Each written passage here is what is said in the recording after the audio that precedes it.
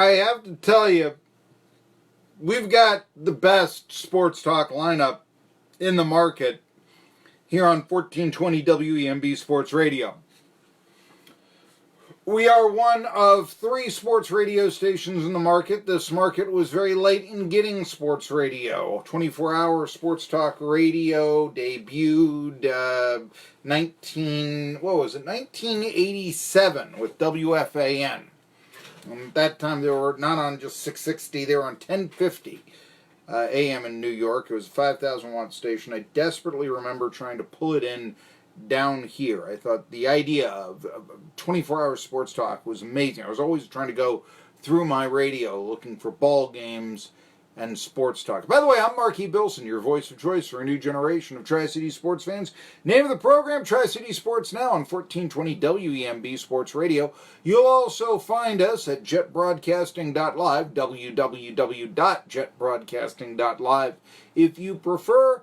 And of course, I also broadcast this show on Facebook Live, so you can see this handsome face of mine and just how well dressed I am while you are, let's say, in addition to, or if you missed the show, you can watch it on archive. I am very late in slugging some things, but the Kelly Harper interview was slugged, so you can go and watch that again if you are so inclined and such. Anyway, I just wanted to say we best sports talk lineup in the market. It was proven, I think. I was listening Dan Patrick before the show and just, you know, what other people are doing around, and just Patrick really hitting it home, I thought, on the contemporary state of pitching. And I talk about this a lot. Pitch counts to me, it's like they're the global warming of baseball. I mean, they sound like a good idea, don't get me wrong, but I mean, who is actually determining that 100 pitches is the limit? How is that so? And why, for this one person, would 100 pitches be the limit? It just sounds like such a nice round number, doesn't it? But to this person, it's 90, and these people over here, it's 120, and this third thing through the order, I mean, and so, as we go to that, you take a look at what the Cardinals, we spoke of this, how they lost their, they lost Jordan Hicks, they lost their closer. It only blown one save all year long. And talk about how baseball has changed. I'm getting a little sick and tired of when anybody, criticizes change in baseball. Oh, you're just an old fogey and all this. We know that, there's this feeling, the pace of play. We need to improve the pace of play. Pick it up. I personally think that baseball, and I think college football, actually, you want to talk about pace of play, and nobody speaks of the pace of play of college football, and I think, if anything, that's even slower. But nevertheless, okay, it's become fashionable to discuss the pace of play. Even the commissioner, the real easy way to do this is get rid of the DH. Oh, the players' union will never allow that. Well, then maybe we should discuss the faults of the players' union. No, we shouldn't do that. We should enshrine Marvin Miller to the Hall of Fame. I mean, these are the inherent flaws of the game. And so you've got this, okay, they burned out, the Cardinals, burned out Hicks' arm. You talk about changes. Not every change is for the better, folks. New Coke and Miley Cyrus. No, people, not all change is good. And baseball has made several great changes. But it does seem like whenever they change, they get it wrong. And whenever football changes, they get it right. I say that all the time. Hey, it was a nice run for the Tennessee Volunteers men's basketball team, wasn't it? This is Marky's monologue. 31 victories last year, tied the school record, top-ranked team in the nation for a month, made the Sweet 16, and although I guess maybe after rank number 1, people wanted the Final Four, but still, Sweet 16, hey, it's not like that's a bad year or anything like that. And then, of course, 3 players drafted in the NBA. I mean, this was the best Tennessee team, I think, the Volunteers ever had on the hardwood. So, it would stand to reason that next season would be one of regression. Everybody knows that. They might not want to admit it. Everybody knows it. But I think that, right now, the Vols and even the NCAA tournament next year, kind of a shaky proposition. Didn't say they couldn't make it. It's a little shaky. I think that there's a chance they could. Sure. But really, the reason I'm saying that is because of the news that Kerry Blackshear Jr. is going to go to Florida instead of Tennessee. This makes the Gators the trendy pick to win the SEC in 2020 in men's basketball. You're talking about a guy who averaged 15 points a game for the Hokies, led the Hokies, Virginia Tech, to the Sweet 16.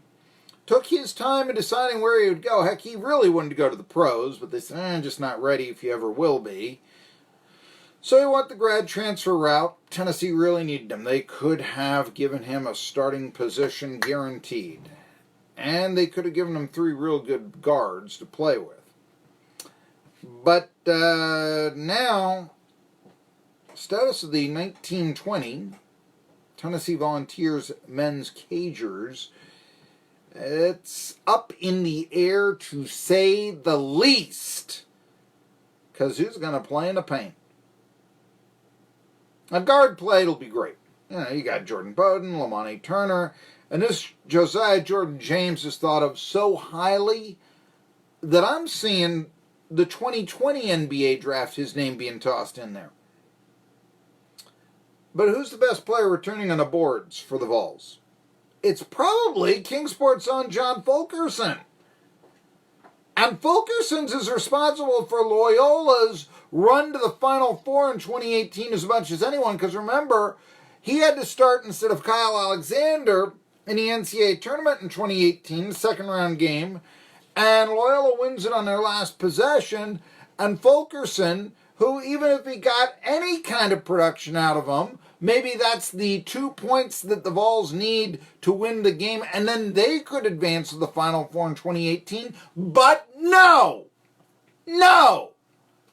Fulkerson is held to a big goose egg. He plays 7 minutes, or was it 10, or he didn't do anything. I mean, even a D- performance might have put the Vols certainly in the victory column that day. Who knows then? I mean, if Loyola goes to the Final Four, why not Tennessee, right? That's sort of the easy mindset right there. But yeah, Fulkerson did nothing. He averaged 3 points a game last year. He's the top returning forward. Now, I realize that Fulkerson, when you had, Williams and Alexander, and let alone Admiral Schofield, he wasn't going to get tremendous amounts of playing time and all that. But he hasn't started the game since starting against Loyola in the NCAA tournament. He has twice scored in double digits. Scored 15 points in, sort of game has played out role against Tennessee Tech. That was on December 29th of last year. And in November of last year, he put up 11 against the Louisville Cardinals. The Louisville Cardinals. I am Louisville Colonels. That was their 19th century Major League Baseball team, okay?